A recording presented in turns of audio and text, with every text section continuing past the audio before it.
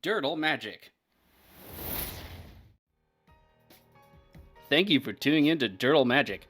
Please subscribe and hit that notification bell if you like the content you see here today, and leave a like and share the video with someone you might think is interested. Leaving those likes really helps us out, but another way to help us out is by using our TCG Player affiliate link below. If you're looking for singles, sealed product, or gaming accessories, please consider using our link to support the channel. We also have some playmats at inkgaming.com. Go ahead and hit the link in the description to check those out. Alright, let's grab some spells and dirtle with some magic.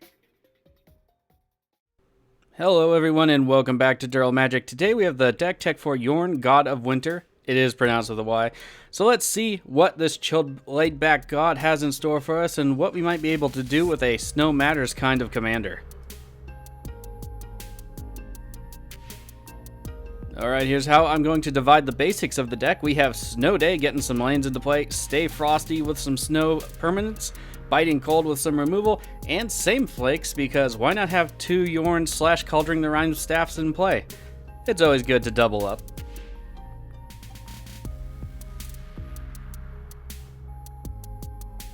First up, we have to Snow Day. Let's just take it, relax, and, I don't know, go play out in the snow, but of course we're going to need some snow-covered ground for that. But how do we get that out of our deck? Let's go take a look. First we have 3 visits, helps us get any forest card out of our deck to the battlefield. Then we have Into the North, which lets us get any snow land into the battlefield tapped. Pretty good there, but then we can make any of our non-snow lands snow by casting Glittering Frost and enchanting that land. Also gives any additional color, so that also helps fix our mana. Death Sprout, instant speed removal, plus gets a land out of our deck into play tapped. I like to call it Rampant Murder. And then we have Evolution Charm, gets a land to the hand, but can also give a creature flying in a pinch, especially Jorn, or we can get something back from our graveyard to our hand to recast later.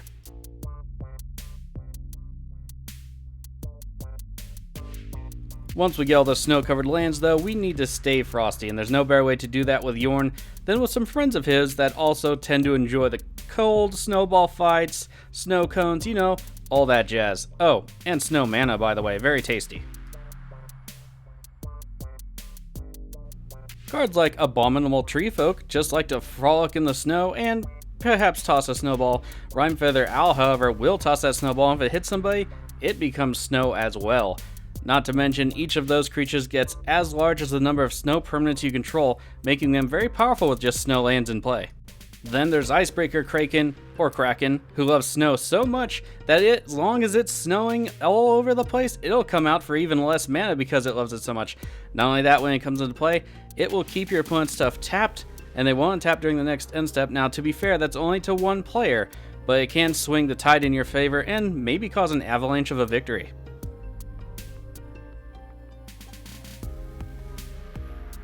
We of course have other creatures that love to frolic in the snow and the fury of the battle. Eyeside Troll is great on offense and defense because it can become indestructible and possibly trade with one of your opponent's creatures. Oran Frostfang is also very good on the offense, giving Death Touch to your attackers, especially Eyeside Troll being indestructible. That will help it, but also whenever a creature you control hits a player, you get to draw a card. Narfi Betrayer King cannot be kept down.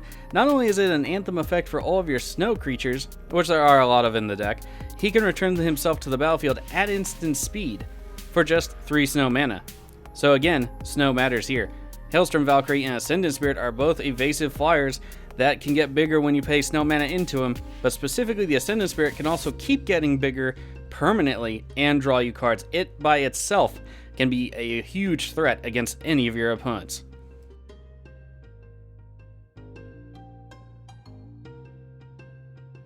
Of course, being in the snow isn't all fun and games. There's a biting cold to be had out there, and it can bite fiercely. Sudden blizzards, snowstorms, collapses of snow off a tree even onto your head. Yep, it can all be very surprising and very sudden. First up, we have Feed the Serpent. Instant speed, exile target creature or planeswalker? Yes please. Price of Fame, it also costs 4, but you can get a reduction to the cost by 2 if it targets a legendary creature, and we are playing Commander after all. Destroy target creature, but then you also get to Surveil too. So what this does is you look at the top 2 cards of your library, you can put them back in any order or any number of them into your graveyard. This is great with Jorn, or more specifically, Cauldring the Rhymestaff. We also have Hagra Mauling acting as another land in the deck, but also costs 1 less to cast if opponents control no basic lands, destroy target creature.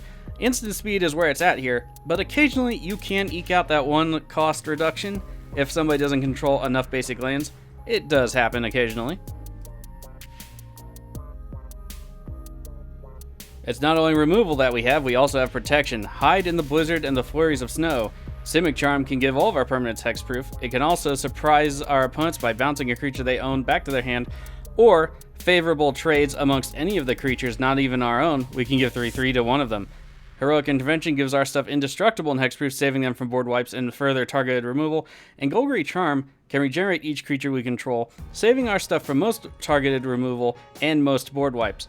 It also contains a mini board wipe for, I don't know, elf tokens perhaps, and it can destroy an enchantment. So the Charms are very good in the deck for their flexibility, and Heroic Intervention is just a mainstay at this point.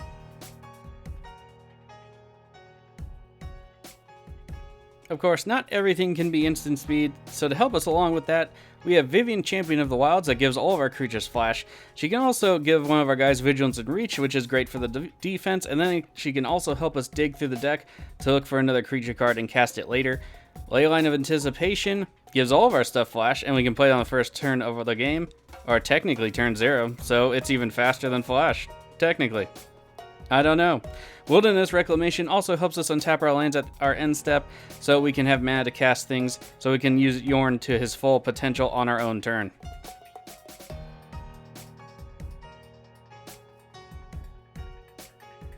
Sometimes being a special snowflake just doesn't cut it, and you need to be a same flake.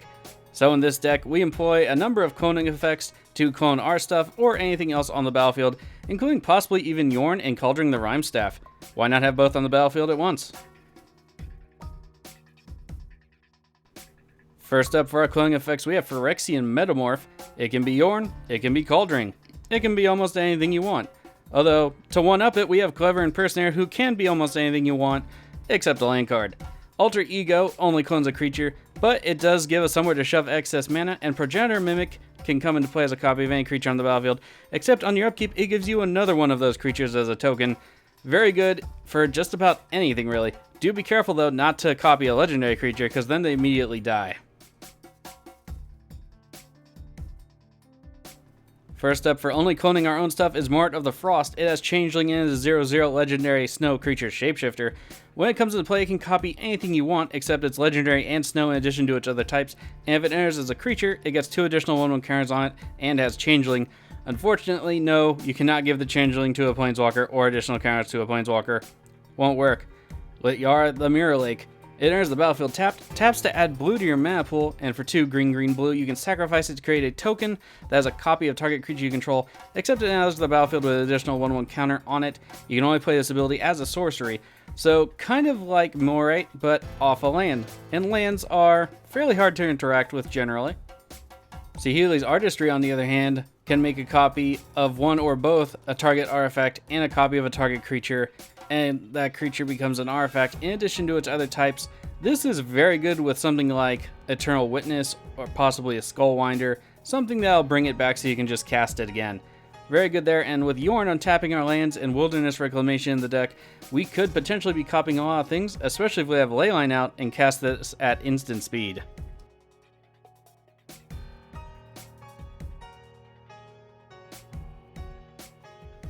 And that does it for this deck tech with Jorn, God of Winter. Let me know what you think about it in the comments. Of course, if you want to check out the entire deck, go ahead and hit that link in the description below. It will bring you to tappedout.net. This deck is built casual. It could be built stronger. If you want to do that, go ahead. Seedborn Muse, more efficient removal if you have the cards. Go for it, but I think this is a good starting base. And I hope you enjoyed this series for Jorn, God of Winter. On to the next Commander of Kaldheim, and stay safe out there.